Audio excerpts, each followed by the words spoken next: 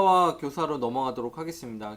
그럼 더 좋은 학교는 어떤 식으로 만들어지게 될까? 어떤 것들이 되게 중요하게 될까? 라는 부분들을 생각을 해볼 필요가 있을 거예요. 어쨌든 학교 교육 기간 동안 모든 학생들에게 정규 교육 과정을 이수할 수 있도록 해줌으로써 기본적인 성취도는 제공할 수 있겠지만 더 좋은 학교들은 다른 학교들보다 더 높은 성취도를 보일 수 있을 테니까 좋은 학교를 만들려면 어떻게 해야 될까라는 부분들을 끊임없이 고민해 볼 필요는 있습니다.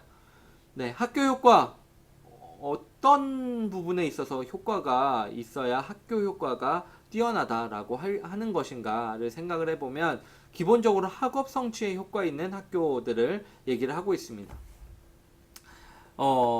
학업 성취뿐만 아니라 뭐 시민의식이라든지 창의성이라든지 인성이라든지 뭐 이런 부분에 있어서도 우리가 학교 효과를 생각을 해볼 수 있겠지만 전통적으로 학업 성취에 효과 있는 학교를 좋은 학교 혹은 학교 효과가 있다라고 얘기를 할 수가 있습니다. 학업 성취가 물론 전부는 아니에요. 전부는 아니지만 중요한 부분이라는 점을 우리가 부정을 할 수는 없을 겁니다. 그렇다면 좋은 학교가 갖추어야 될 요소들은 어떠한 요소들이 있을까? 예, 김신일 교수의 교육사회학 교재를 한번 살펴보면 참고로 이 김신일 교수의 교육사회학은 현재 가장 많이 통용되고 있는 교육사회학 교재라고 볼 수가 있습니다. 여러분들이 제 수업만으로 좀 뭔가 부족한 점이 채워지지 않는 부분들이 있을 텐데 그럴 때 김신일 교수의 교육사회학 교재를 좀 텍스트북으로 좀 활용을 하시면 이제 지금은 제 수업은 이 텍스트가 없어도 충분히 진행할 수 있는 부분들이 거의 대부분이었기 때문에 소개를 드리지 않았지만 추후에 어떤 이런 교재가 필요하다라고 하시면 김신일 교수의 교육사회학을 보시면 도움이 되실 것 같습니다. 어쨌든 김신일 교수의 그런 이 책을 한번 살펴보면 좋은 학교가 갖춰야 될 요소들에는 어떤 학업 성취도를 높일 수 있는 어떤 학교의 조건들이라고 생각을 해볼 수가 있겠네요. 학업 성취도를 높일 수 있는 조건을 가지고 있는 학교들은 공통적으로 적정 학습 규모와 학급 규모와 학교 규모를 가지고 있는 경우가 많다고 합니다. 적정이라는 의미가 가지고 있는 어떤 의미에 대해서 알아야 되는데 너무 많아서는 또 안 되겠지만 너무 커서도 안 되겠지만 너무 작아서도 안 된다는 거예요. 학급 규모 저 같은 경우는 학교 다닐 때 고등학교 3학년 때까지 한 반에 56명이었었거든요. 그러다 보니까 제가 한 48번인가 그랬던 것 같은데 가나다 순으로 그러다 보니까 뭐 모든 학생들을 다 친구로 사귀기도 굉장히 어렵고 고등학교 3학년 때는 공부를 해야 되니까 친한 친구들 몇몇만 이렇게 있고 나머지는 잘 이제 어렴풋하게만 기억이 납니다. 같은 반 학생끼리도 이제 서먹서먹한 친구들이 생기는데 하물며 교사는 어떨까요? 뭐 수학 선생님, 영어 선생님 들어와서 56명의 학생들을 다 케어할 수 있을까요? 쉽지 않습니다. 지금처럼 수행 평가가 굉장히 많은 교육과정, 어떤 교육제도를 운영을 할 때는 56명을 수행평가한다. 한 반에 56명을 수행평가하는 것 굉장히 쉽지 않은 부분이 있을 겁니다.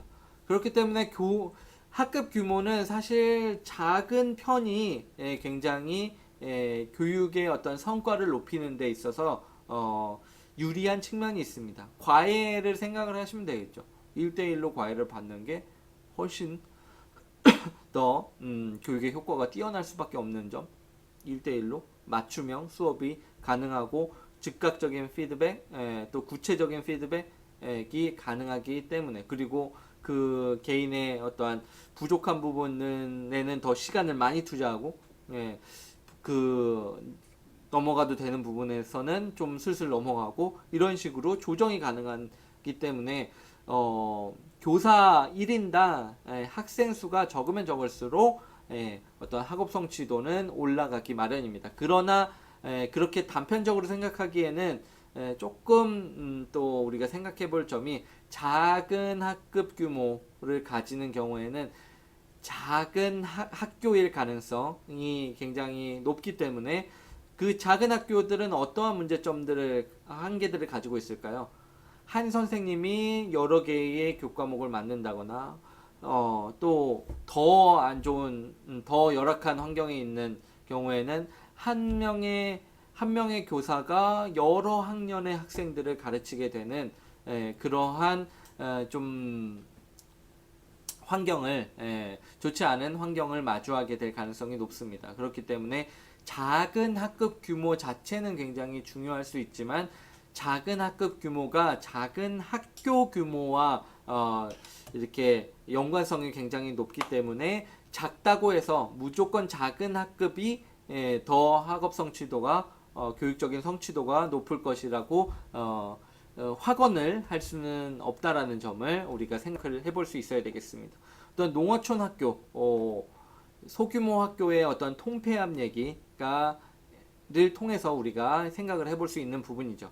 그리고 사회자본의 어떤 부족도 우리가 생각을 해볼 수 있을 거예요. 사회자본이라는 것은 다양한 사람들이 더 많은 사람들이 각기 다른 정보들을 가지고 있는 사람들이 이렇게 모여서 그 정보를 주고받고 어떠한 자원들을 주고받으면서 나올 수 있는 하나의 어떤 시너지라고 생각을 해볼 수 있는 부분인데 작은 학급 규모를 가지다 보면 결국 만나는 애들끼리만 만나는 거예요. 결국 노는 애들끼리 놀고 그렇기 때문에 작은 네트워크를 만을 만들 수밖에 없기 때문에 다양한 정보를 해석하거나 어떠한 다양한 정보를 흡수하거나 다양한 성격들, 다양한 어떠한 배경들을 가지고 있는 학생들을 마주하기가 굉장히 어려울 수 있다는 점이 이제 작은 학급 규모를 가졌을 때의 어떠한 한계라고 볼 수가 있을 겁니다.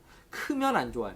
학급 규모는 저처럼 크면 안 좋지만 너무 작아도 좋지 않은 점들이 있을 수 있기 때문에 적정 학급 규모가 중요하다. 적정 학급 규모는 20명에서 15명, 10명 이상 15명 이상부터 한 20명 정도를 적당하다고 얘기를 하곤 하는데 적정 규모는 또한 그렇게 절대적인 기준으로 제시하기는 어려운 부분이 있을 것 같습니다. 56명은 무조건 분명히 이제 굉장히 큰 학급 규모이긴 하지만 30명도 많다고 해요. 이제 세계적으로는 한 20명 내외의 학급 규모를 지향하고 있는 경우가 굉장히 많습니다. 우리나라는 고등학교 같은 경우는 한 30명 정도 내외로 알고 있는데 30명보다는 좀 더 줄일 필요가 있는 것이죠. 그리고 그 큰 학교와 작은 학교의 그러한 긍정적인 점과 문제점을 위주로 우리가 생각을 해보면 작은 규모의 학교는 어떤 다양한 교육 과정을 실현하기가 굉장히 어렵다라는 점, 다양한 선택 과목, 선택 교과 운영하기 굉장히 어렵다라는 점을 우리가 생각을 해볼 수 있어야 될 것이고 큰 학교면 무조건 좋나? 그렇지 않다. 개인에 대한 배려가 어렵고 어떤 큰 학교라는 것은 큰 하나의 조직, 사회 조직이라고 생각을 할 수가 있습니다. 큰 사회 조직이 제대로 운영되기 위해서는 어떠한 규칙들이 필요할 수밖에 없습니다. 그 규칙의 틀에 맞춰서 학생들 관리를 할 가능성이 높아지기 때문에 학교 규모가 크게 되면 그만큼 개인에 대한 배려가 좀 아쉬울 수 있는 가능성이 존재를 하게 된다라는 점. 그래서 적정 학급 규모, 적정 학교 규모가 중요한데 적정의 수준이 어느 수준인지에 대해서는 사람들마다 좀 제각각 다른 기준들을 제공을 할 수 있다라는 점을 생각을 해 봐야 될 겁니다. 그리고 교육시설과 재정 규모에 대해서도 당연히 생각을 해봐야 되겠죠. 책상 의자, 허리가 편해야 되겠죠. 그리고 잠자기도 편해야 될 겁니다. 책상 의자, 그리고 냉난방, 냉난방, 급식 굉장히 중요한 부분이라고 생각을 합니다. 냉난방 같은 경우, 저 같은 경우는 여러분하고 어떤 세대의 큰 차이가 나지 않는다고 저는 생각을 하는데 저는 중학교 때까지 난방 같은 경우 중학교 때까지 나무 난로를 뗐었고요. 학교에서 이제 학교 뒤편에, 그러니까 뒤편에 동산에 가서 나무를 이렇게 캔거 뭐야, 나무를 이렇게 장작을 팬 건 아니고 학교 이제 뒷마당 쪽에 이렇게 미국인가 뭐 아무튼 외국에서 수입한 목재들이 이렇게 쌓여 있으면 나무 당번이 이거를 가져다가 이제 가운데, 교실 가운데 나무 난로에 이제 불 피우고 이제 번개탄 해가지고 이제 불 피워가지고 그렇게 해서 난방을 뗐었던 기억이 납니다. 너무 옛날인가요? 아무튼 그렇게 해서 난방을 했었고, 그래서 거기서 좋았던 점은 뭐 이런 거죠. 뭐 감자나 고구마 구워 먹고, 옥수수 구워 먹고 뭐 이랬던 거 정도, 도시락 좀 데워 먹었던 거, 뭐 이 정도 좋았고, 나빴던 점은 거의 대부분이었어요. 난로 가까이 있는 학생들은 너무 덥고, 난로 바깥에 있는 학생들은 너무 춥고, 그리고 화재의 위험에 항상 노출되어 있었기 때문에 그렇게 좋지는 않았던 기억이 납니다. 뭐 연통도 당연히 이렇게 학교 바깥으로 이렇게 딱 교실 바깥으로 이렇게 빠지는 연통도 있었고요. 네. 여러분들이 기억하는 난방과 굉장히 다른 개념이었을 것 같습니다. 책상 같은 냉방 같은 경우도 저는 고등학교 3학년 때 이제 에어컨이 있었어요. 그 전까지는 에어컨이 없고 선풍기, 남자 학교였는데 선풍기 한 6대만으로 버텼다고 생각을 하시면 어느 정도인지, 얼만큼 열악한 조건이었는지 좀 상상을 해보실 수 있지 않을까. 체육 시간 끝난 다음에 그 남학교 교실 생각을 해보시면 되겠습니다. 에어컨이 없었고요. 네, 그런 교실 생각을 해보면 교육 시설이 얼마나 중요한가, 재정을 투자하는 것이 얼마만큼 중요한가라는 부분들을 생각을 해볼 수 있을 겁니다. 급식도 마찬가지고요. 저는 고등학교 2학년 때까지 도시락을 싸갖고 다녔으니까요. 네. 학교 문화 같은 경우도 어떤 학구적인 문화냐, 아니면 즐겁게 학교를 다닐 수 있는 문화가 형성되어 있느냐, 학교에 가고 싶게 만드는 문화가 형성되어 있느냐, 그렇지 않느냐는 또 학교의 효과를 높이느냐 아니면 낮추느냐를 결정짓는 하나의 요인이 될 수 있다라는 점을 생각을 해볼 수 있을 겁니다. 교사의 능력과 활동은 이제 다음 장에 이어서 진행할 수 있도록 하겠습니다. 네, 여기선 다음 클립으로 넘어가죠.